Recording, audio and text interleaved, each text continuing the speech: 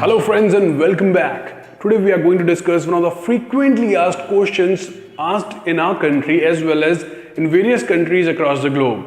And the question is, why are animals considered sacred in India?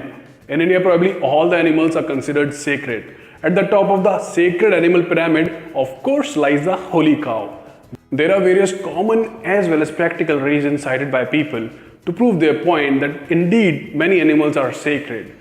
They often link the sacredness to the usefulness of an animal. Let's go back to the actual reason behind considering animals sacred in India. And the reason lies in some citations thousands of years back, in the era of the Vedas, that is thousands of years back, when the first scientific books of India were written. Two philosophies became very famous. The philosophies were, first, all life forms are sacred. Second, the attitude of gratitude. Let us first talk about point number one, that is all life forms are sacred.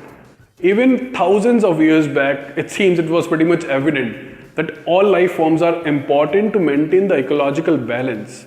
Even if one life form becomes extinct, then it is enough to disturb the complete ecological balance, which could be detrimental to all the life forms which coexist in that particular ecosystem.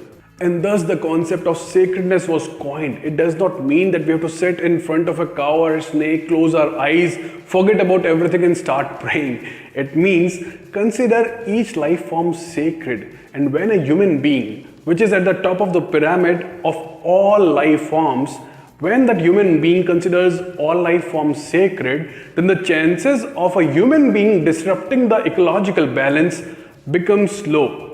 So of course, in all civilizations, not barring the Indian civilization, human beings have been using animals for their advantage since centuries.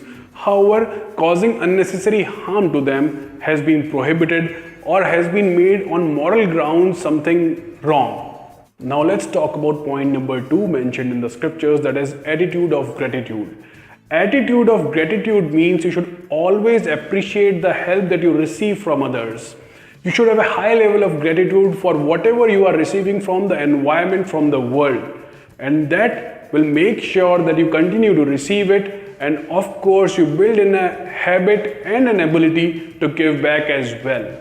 So does the concept of attitude of gratitude also applies to our interaction with animals? Of course it does.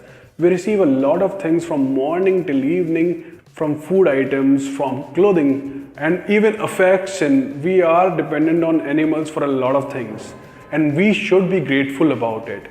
When we start being grateful towards animals and develop a feeling of gratitude towards them, one thing is for sure, that we might end up using them, but we won't misuse animals or any life forms across us. Consider a civilization which considers all life forms sacred.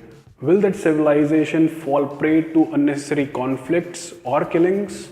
One point which is a clear-cut offshoot of the complete discussion which we had today is, if all the life forms are sacred and if human beings are at the top of the pyramid of all living creatures, then human life is the sacred most life of all creatures. It should never go into waste. Always treat it respectfully. Your life as well as the people around you. Also develop an attitude of gratitude towards all the human beings.